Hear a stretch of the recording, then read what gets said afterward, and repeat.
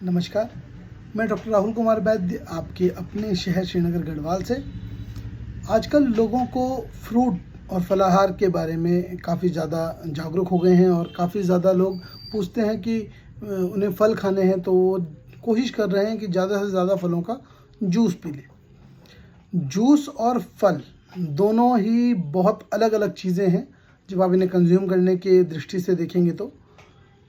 जब भी हम कोई फल खाते हैं तो हम उसका फाइबर का पार्ट, उसके जूसेस, उसके जो बीज हैं, इन सभी को खाते हैं। लेकिन जब हम जूस पीते हैं तो इसका फाइबर का पार्ट निकाल देते हैं। अभी रिसेंटली कुछ दिन पहले एक पेशेंट मेरे पास आया था जिसका कहना था कि मैं जूस के साथ साथ उसका फाइबर का पार्ट भी उसी में डाल देता हूँ और उसे पी लेता हूँ, तो मेरे को फाइबर भी मिल जाता है और जूस भी मिल जाता है। असल में जो फ्रूट्स खाने का तरीका है, जो फ्रूट्स खाने का बेसिक नॉर्म है, उसका जो मतलब है कि हम जब कोई फ्रूट खाएं तो वो उसका ऑक्सीडेशन जो है वो हमारे मुंह के अंदर हो, जितना ज़्यादा हो सके, और जितना ज़्यादा वो हमारे शरीर के अंदर टूटेगा और जितना उसका रॉ फॉर्म हमारे शरीर के अंदर टूटेगा उतना वो ज़्यादा बेनिफिशियरी हमारे लिए होता है। एंटीऑक्सीडेंट प्रॉपर्टी होती ही तब है जब वो ऑक्सीडेशन शरीर के अंदर हो, ना कि बाहर। आपने देखा होगा, आप छोटा सा सेब या फिर कोई और चीज़ काटें और वो तुरंत काली से पड़ने लगती है, वो उसका ऑक्सीडेशन होने लग जाता है। इस वजह से ऐसा होता है।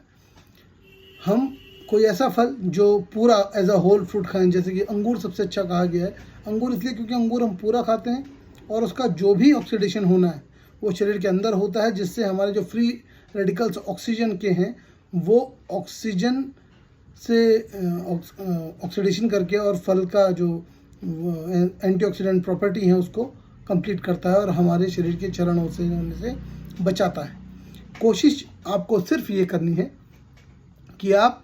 जब भी कोई फल खाएं उसे पूरा खाएं, एज अ होल फ्रूट खाएं। और जब हम उसे काट के छोटे छोटे पीसेस पे काट के निकालते हैं, या फिर खासकर जब हम जूस निकालते हैं, तो उसका बहुत सारा ऑक्सीडेशन, या फिर यूँ कहें कि काफ़ी सारा ऑक्सीडेशन बाहर वातावरण में हो जाता है और हमारे शरीर के लिए अंदर बहुत ही कम मिलता है। दूसरा पॉइंट ये है कि जब हम अगर हमें जूस पीने का कारण ये है कि या तो आपके मुंह में दांत नहीं है, तब आप जूस लें, कि वही कुछ नहीं मिल रहा है फल खाने का जो एंटीऑक्सीडेंट प्रॉपर्टी है हम पूरा नहीं ले सकते हैं, तो हम लोग कम से कम जूस पी के उसको, अगर वो 20% ही मिले तो ले लें। दूसरा,